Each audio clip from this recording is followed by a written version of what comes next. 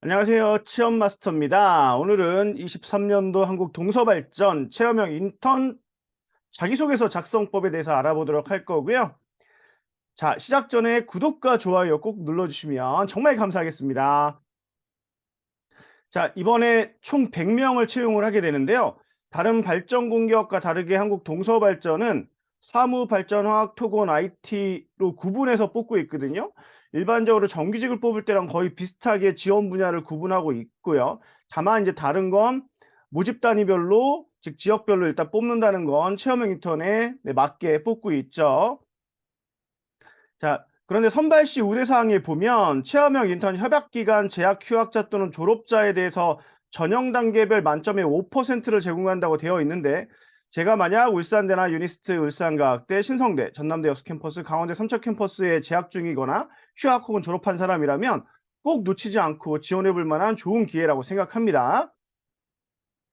자, 선발 절차를 보면 일단 입사 지원서 서류 및 접수 및 서류 검토를 통해서 적부, 즉 불성실 기재나 아니면 블라인드 위반자를 일단 먼저 제거해낸 다음에 그리고 나서 자격증으로 2배수를 선발하고 선발된 2배수 중에 자기소개서 평가만으로 1배수를 선발해서 합격자를 내게 되어 있는데요. 즉 이번 한국 동서발전에 있어서 자기소개서 작성은 그 어느 곳보다 중요하다고 할 수 있죠. 왜냐하면 결국 최종 합격을 자기소개서 평가만으로 발표를 내기 때문이죠. 자, 동서발전 인턴 자소 항목을 보면 1번 청년 인턴 지원 동기에서부터 5번 문제 해결까지 총 5개 항목으로 구성되어 있고 글자 수는 총 2,600자로 되어 있습니다. 자, 먼저 1번 항목을 알아보면요. 1번 항목은 이걸 잘 작성하려면 중요한 게 첫 번째, 모집 단위에 해당하는 본부의 특징을 일단 잘 파악해야 하는 게 되게 중요합니다. 즉 당진 본부부터 뭐 울산 그다음에 여러 군데 이렇게 있잖아요. 여기에서 각 본부의 특징이 어떤지 즉 발전의 특징이 어떤지 알아야 되는데 예를 들면 당진 본부의 경우는 전력 생산의 주력이 유연탄을 사용하는 화력 발전이죠. 따라서 발전 직렬로 지원한다면 이 화력 발전의 발전 계통에 대한 이해를 일단 갖고 계셔야 됩니다. 이 발전이 어떤 식으로 이루어지는지 전체적인 프로세스를 이해하시고 거기에 따른 단위, 세분화된 계통에 대해서 이해를 하시고 난 다면 그 세분화된 계통 중에 하나를 내 전공과 연관 있는 부분을 선택해서 여러분이 그거를 내가 왜 하고 싶고 잘할 수 있는지 그걸 통해서 내가 얻고자 하는 게 무엇인지를 얘기해 주시면 1번 항목 잘 작성할 수 있고요. 이건 제가 지금까지 올 상반기 때도 많은 발전 공기업들에 대한 체험형 인턴 자기소개서 첨삭을 진행해서 많은 합격자들이 나왔는데요. 그럴 때도 역시 동일하게 작성해서 합격자들이 발생했다라는 거 꼭 기억해 주시고 따라서 하시면 될 것 같고요. 자, 2번 보도록 하겠습니다. 청년 인턴 직무와 관련해서 가장 관심을 갖고 있는 분야를 선정하고 본인이 수행한 대표적인 경력 또는 경험을 어떻게 활용할 수 있을지 기술해 달라고 했는데요. 자, 2번 항목은 예를 들어 내가 발전을 희망한다면 근데 내가 전기 전공이에요. 그러면 보통 인제 발전 계통에서 보면 발전기에서 생산되는 전기가 변압기를 통해서 전압을 낮추어서 송전 시설로 보내주고 또 송전망을 통해 한전으로 이렇게 보내지게 되는 구조거든요. 따라서 내가 만약에 발전 쪽으로 간다면 이에 대한 유지 보수나 관리 그다음에 점검을 할 수 있는 지식과 기술이 필요하겠죠? 따라서 거기에 대한 내가 학습 경험, 내가 경험을 기반으로 얘기할 거라면 학습 경험이나 혹은 어떤 팀 프로젝트든 뭐 프로젝트 경험 이런 걸 통해서 내가 그런 걸 할 수 있는 지식과 기술을 잘 갖추고 있다라는 걸 증명해 주시면 된단 말이죠. 따라서 이 계통에서 여러분들이 뭘 선택해서 얘기할 것인가가 되게 중요한 포인트가 될 수 있습니다. 왜냐하면 그래야지만 좀 더 상세하게 그리고 자세하게 작성할 수 있게 되겠죠. 자, 다음으로 3 번입니다. 청년 인턴 직무와 관련해서 현재 기여의 능력 중 보완할 부분과 해당 능력을 향상시킬 수 있는 방안에 대해 구체적으로 기술해 달라고 했는데요. 자, 3번 항목은 일단 2번 항목을 제대로 작성할 수 있으면 어렵지 않게 작성할 수 있습니다. 왜냐하면 보완할 능력을 말하라고 했기 때문에 여러분이 만약에 경험을 갖고 작성을 했다 그러면 결국은 부족한 건 경력이 부족한 상황일 거 아니에요. 그러면 그것에 대한 계획을 구체적으로 말하면 되겠죠.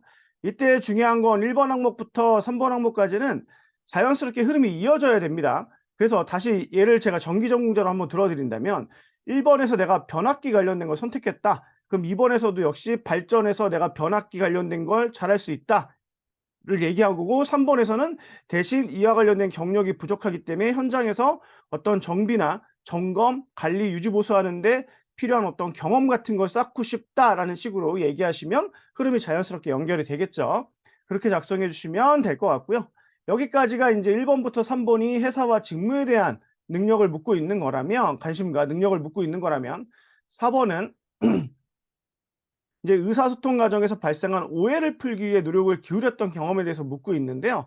자, 이 항목은 중요한 건 팀이나 조직 내에서 공동의 목표를 달성하기 위해 어떤 사례를 갖고 오시는 게 좋고요. 그리고 거기서 이제 우리가 공동의 목표를 달성하기 위해서는 어떤 주제를 선정하거나 어떤 어 업무에 대한 어떤 역할을 나누거나 혹은 아니면 어떤 방법을 정하거나 그런 것들을 할 때 의견을 당연히 나누고 소통을 하게 될 거 아니에요. 이때 근데 오해가 인제 생긴 거죠. 근데 이때 오해가 발생한 것을 내가 어떻게 인지했고 그리고 나서 어떻게 해결하려고 노력했고 그런 거를 구체적으로 작성해 주면 되는데, 중요한 건 의사소통상에서 오해는 일반적으로 어떨 때 많이 일어나냐면 내가 사용한 단어 혹은 용어 혹은 내가 말한 어떤 뉘앙스가 상대방에게 잘못 이해가 되거나 거기에 대해서 뉘앙스를 그 사람은 잘못 받아들일 수 있거든요. 이럴 경우에 오해가 발생하고 기분이 상하고 이런 경우가 발생하는 경우가 많습니다. 따라서 이와 관련된 걸 한번 잘 생각해 보셔서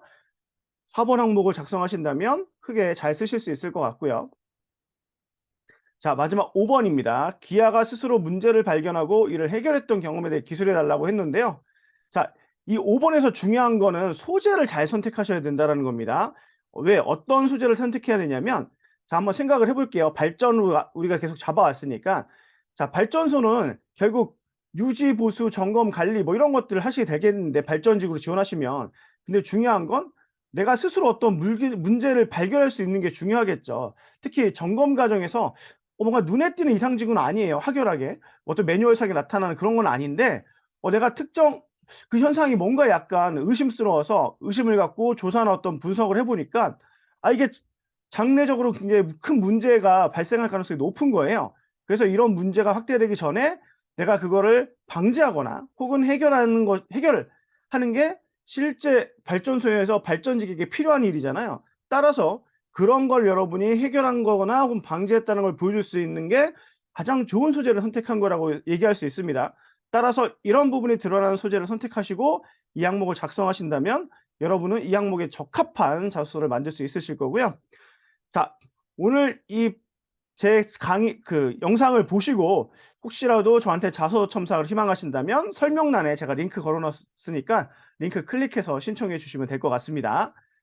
자, 오늘 이 영상이 한국 동서발전 인턴 자소서를 작성하는 분들에게 도움이 되었길 바라고 앞으로도 저는 계속 좋은 영상 올리도록 하도록 하겠습니다. 자, 제 영상이 도움이 되었다면 구독, 좋아요 꼭 눌러주시고 궁금한 점은 댓글로 남겨주시면 제가 친절하게 답변해 드리도록 하겠습니다. 자, 오늘 영상 여기서 마치도록 하겠습니다.